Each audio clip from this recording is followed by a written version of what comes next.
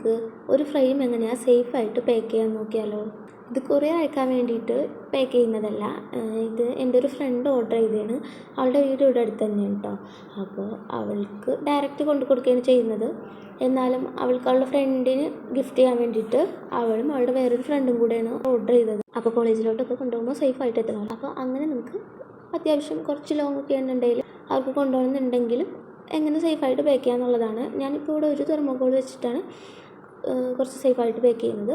ഇത് കൂടാതെ കൊറിയർ അയക്കുമ്പോൾ ബബിൾ റാപ്പും കൂടാതെ 2 സൈഡിലും തെർമോക്കോളൊക്കെ വെച്ച് പാക്കിംഗ് ടേപ്പും അതുപോലെ തന്നെ പാക്കിംഗ് കവറൊക്കെ യൂസ് ചെയ്തിട്ടാണ് മിക്കപ്പോഴും പാക്ക് ചെയ്യാറ്. പാക്കിംഗ് കവർ കുറച്ച് ചെറുതാണ്. അപ്പോൾ ഈ A6 ഫ്രെയിമൊക്കെ അതിൽ കയറും. A6ഉം മിനി ഫ്രെയിമൊക്കെ ഒന്നിച്ച് വേണമെങ്കിലും വെക്കാം. അങ്ങനെ ഞാൻ ഒരു തവണ കൊറിയർ അയച്ചിട്ടുണ്ട്.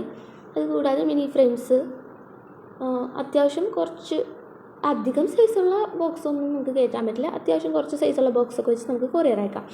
ഇപ്പോൾ 5x5 ഫ്രെയിംസിന് ഒക്കെയോ അല്ലെങ്കിൽ 5x5 ഒക്കെ ഒരു ഗേജറ്റ് ബോക്സ് ഉണ്ടല്ലോ, നമ്മൾ ഒരു ചെറിയ ഹാമ്പറൊക്കെ സെറ്റ് ചെയ്ത് അയക്കില്ല. അപ്പോൾ നമുക്ക് ഇതിൽ അയക്കാൻ പറ്റും.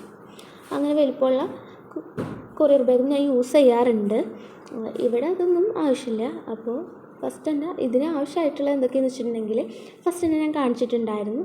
അത് നല്ലതുകൂടെ എടുത്ത് പറയാം.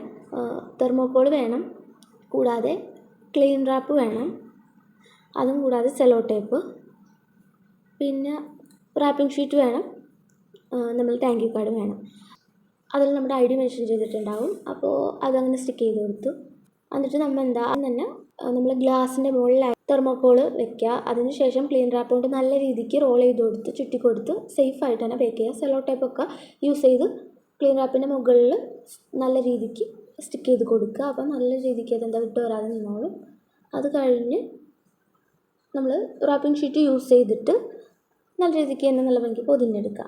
നമുക്ക് കൂടുതൽ ഭംഗിയാക്കണമെന്നുണ്ടെങ്കിൽ ഭംഗിയാക്കാം. റിബണൊക്കെ കെട്ടിക്കൊടുത്ത് അത് നമുക്ക് ഇഷ്ടമുള്ള രീതിക്ക് ചെയ്യാം. ഞാനിപ്പോൾ റാപ്പിംഗ് ഷീറ്റ് യൂസ് ചെയ്തിട്ട് ആണ് ഫൈനലി പാക്ക് ചെയ്യുന്നത്. അത് കഴിഞ്ഞ് താങ്ക് യു കാർഡും കൂടെ ഇതിൽ ആഡ് ചെയ്ത് കൊടുക്കുന്നുണ്ട്. അതും ഇതിൽ കാണിക്കുന്നുണ്ട്. അപ്പോൾ ഇത്രയാണ് നമ്മൾ ഒരു സിമ്പിൾ പാക്കിങ് ചെയ്യുന്നത്. ഒരു ഗ്ലാസ് ഫ്രെയിം സിമ്പിൾ ആൻഡ് സേഫായിട്ട് പാക്ക് ചെയ്തെടുക്കുന്നത്. കൊറിയർ അയക്കുകയാണെന്നുണ്ടെങ്കിൽ കുറച്ചധികം സേഫായിട്ട് വേണം കേട്ടോ പാക്ക് ചെയ്യാൻ.